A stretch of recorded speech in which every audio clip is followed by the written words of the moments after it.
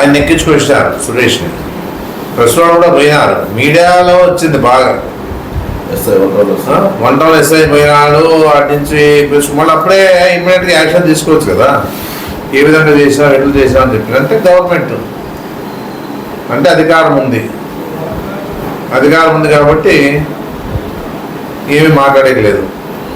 అంటే ఇంకా కింద స్థాయి ఎస్ఐలు సిఐలు మళ్ళీ ఇవన్నీ కూడా పైనుంచి ఆర్డర్స్ వస్తే చేస్తారని తెలియదు. కానీ ఈ విధంగా ఉంటే, లా అండ్ ఆర్డర్ ఈ విధంగా ఉంటే రేపు ఎవరికి న్యాయం జరుగుతుంది?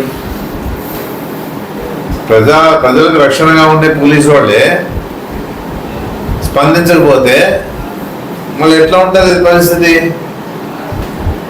ఇంకెవరికి న్యాయం జరుగుతుంది? పేదోడికి ఏం న్యాయం జరుగుతుంది? ఇంకా ఇప్పుడు రాష్ట్రంలో జరుగుతుండేది అదే.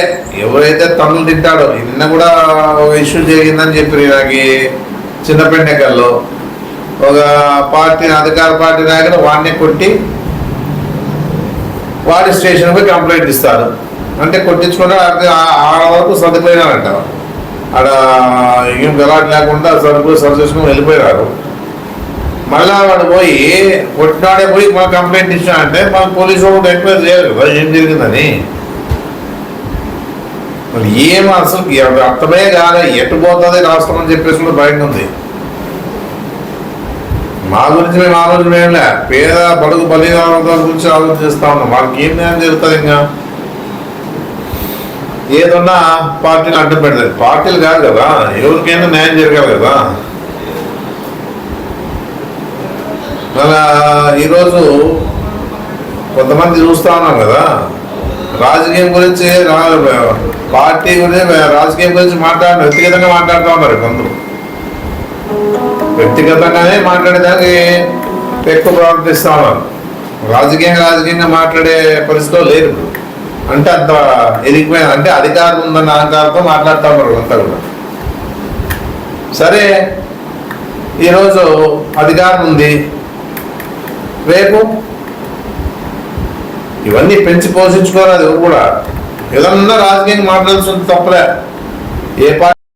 ఎందుకంటే వాళ్ళు కూడా ఎవరైతే పిలిచిపోయినారో వాళ్ళ ద్వారానే ఏదైనా డబ్బు ఇవ్వాల్సి ఉంటే ఇప్పించచ్చు, లేకపోతే వేరే విధంగా చర్య తీసుకోవచ్చు. అంతేగాని నిర్బంధించి ఇప్పుడు రేపు 5 లక్షలు ఆయన కడతాడు, రేపు అనుకుందాంలే అదే సురేష్ 5 లక్షలు కడతాడు అంటే ఈ దెబ్బలు ఎట్లా? మళ్ళీ ఈ దెబ్బలు చెప్పు దెబ్బలు తినిండేవి, పొడిసే పోయిండేవి, ఇవన్నీ ఎట్లా మళ్ళీ అంటే కొట్టించుకొని 5 లక్షలు కట్టాలనా? లేకపోతే 5 లక్షలు ఇస్తే మళ్ళీ వాపసు ఇచ్చినప్పుడు మళ్ళీ అవన్నీ ఎట్లా చేయాలి? అప్పుడు అవన్నీ కూడా ఆలోచన చేసుకోవాలి. ఏదన్నా కూడా ఒక పద్ధతితో పోయేది నేర్చుకోవాలి ఎవరైనా కానీ. ఎవరు తప్పు చేసినా ఎవరు చేసినా తప్పేది. ఇప్పుడు రాజకీయాలు రాష్ట్రంలో చూస్తూ ఉన్నాము, మరి ఏ విధంగా జరుగుతా ఉన్నా చూస్తూ ఉన్నాము. అందులో భాగంగానే ఆయుధంలో కూడా పరిస్థితి వచ్చింది. ఒక వ్యాపారవేత్తగా ఆయన కూడా ఆయనకేం లెక్కలే, 5 లక్షలు అంటే లెక్కలే. ఆ విషయాన్ని ఇంత సీరియస్గా తీసుకునే పని కూడా లే.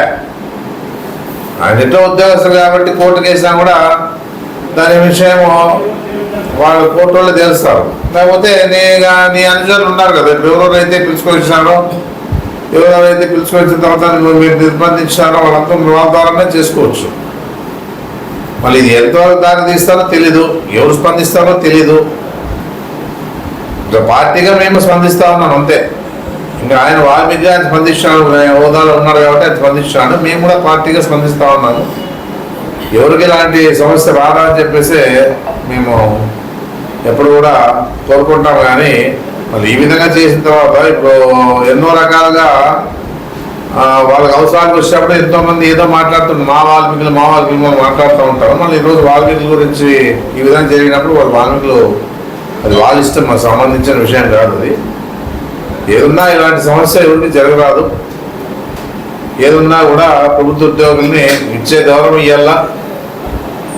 మరి ఏదున్నా కూడా నేనైనా ఇంకోనైనా స్వార్థ రాజకీయాలు చేసేవి పోయినప్పుడు ఈ విధంగా కానప్పుడు, ఆ పనులు కానప్పుడు ప్రెస్టేషన్లో ఏదో చేయగలిగినారేమో. ఎందుకంటే మరి చెప్పి డబ్బులు ఇచ్చాను, నా పని జరగలేదే అనే ఆలోచన ఉండొచ్చు. అందుకే ఏదున్నా కూడా ఒకటి న్యాయపరంగా ఇప్పుడు ఎమ్మెల్యే ఎన్నో చెప్తా ఉంటాడు, మనం కూడా చూస్తాము.